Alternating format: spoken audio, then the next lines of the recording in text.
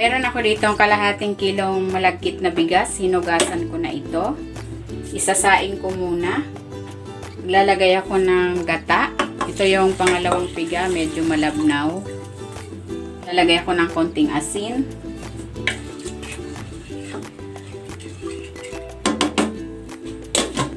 Yan, isasaing ko muna ito. Gagawin ko naman yung latik. Yan, ilagay natin tong coconut cream. Ito yung unang piga, malapot. Yan, papakuluan ko ito hanggang sa humiwalay yung latik sa mantika. While waiting, kung hindi ka pa nakapag-subscribe sa aking channel, please subscribe at i-click mo na rin ang notification bell para lagi kang updated sa aking latest recipe. Ayan, okay na itong ating latik. Hahanguin ko na ito. Lalagay ko ito sa strainer para mahiwalay yung mantika.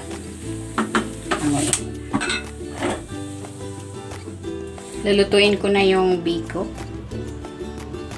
Lalagay ako ng gata at ng asukal. Dark brown sugar ang gagamitin ko.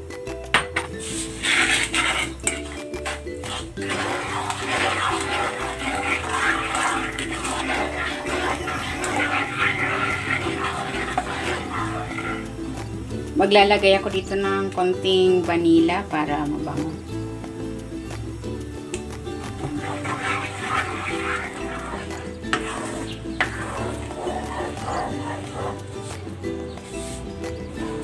Ilalagay ko na itong sinaing kong malagkit.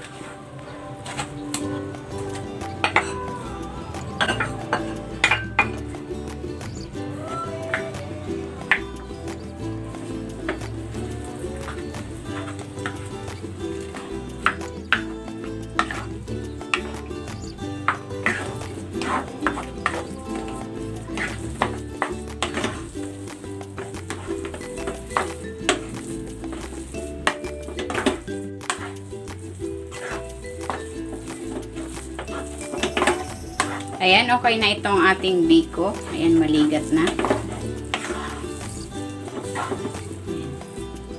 Hahanguin ko na ito. Ayan, babalutin natin ang ating biko. Meron ako ditong dahon. Dinarang ko yan sa apoy. And then, maglalagay ako ng 1/3 cup na biko. Ayan. Ipo-fold lang natin. Ganyan. And then, pupold natin tong dulo.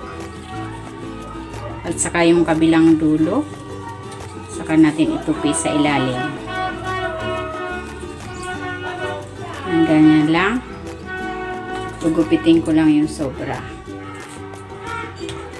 Yan, ganyan lang. At maglalagay ako sa ibabaw ng latik. Ayan, ganyan lang. Uulitin ko lang ang proseso sa natitira pa nating biko.